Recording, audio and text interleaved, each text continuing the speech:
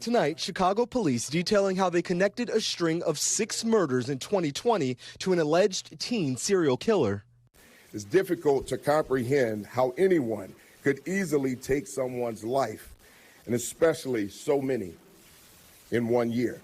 Authorities say Antonio Reyes, who was just 17 at the time, was put behind bars in December 2020 for a shooting that took place in June of that year. Investigators recovered and processed the weapon, and they say found casings matching that weapon to other seemingly random shootings. None of these people had ever met Antonio Reyes before, and there's no reason to suspect Antonio Reyes had any reason to target them. Reyes allegedly targeting victims who prosecutors say were just going about their daily lives. One victim was killed when he went to the gas station to buy a pop early one evening. Another victim was sitting in a parked car with a friend on Palm Sunday afternoon when he was shot and killed. Another victim's only crime was taking his family to buy a new puppy one afternoon. Police say Reyes had a fairly significant social media footprint that they used to connect him with the shooting of 26-year-old Luis Davalos Garcia that led to his initial arrest. Garcia's father, also named Luis, said his son was working hard to make something of himself. He went out there and, hustle for what he wanted. He had this gift was able to talk to people and become friends instantly. His family still reeling. Heartbroken. That hasn't changed at all. Me and my wife are devastated, and there's not a day that passes that we don't remember our son. Many of Reyes' other alleged victims, young men ranging from 16 to 30 years old. Reyes facing attempted murder charges for some even younger. 3 attempted murder charges are for children between the ages of 3 and 9. And while behind bars, prosecutors say the violence has continued. He allegedly tried to kill his cellmate with a shank and has charges pending there as well.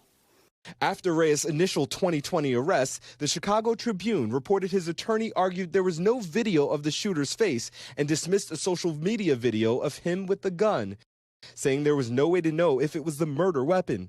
He's pleaded not guilty in that case. Court records for that case were not immediately available, but it appears the case remains open. Reyes has pled not guilty to all charges. An attorney for him could not immediately be reached for comment. It's a good day, but it's a bittersweet situation. Justice will be served, and that is a good thing. But we have a lot more work to do. Those poor family members. Shaq Brewster joins us now from Chicago. Shaq, at the top of your story there, you said these murders happened in 2020. Do we know why it took 5 years to sort of link all these murders to one man?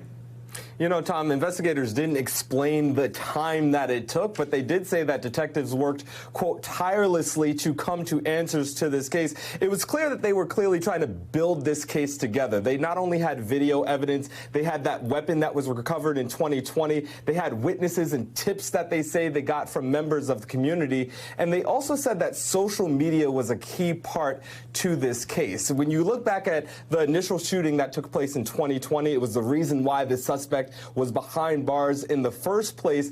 In some court hearings, you heard prosecutors mention that there was a video that showed the suspect with a gun. His attorneys say that there was no way to link that gun to the actual murder that took place, but that was a crucial part of linking the suspect to the timing of at least one of the shootings, investigators say. But many of these families saying that they've been waiting for updates, waiting for answers on the shootings, on the murders of their loved ones for many years now, and they're at least relieved to get some answers and some clarity on what happened.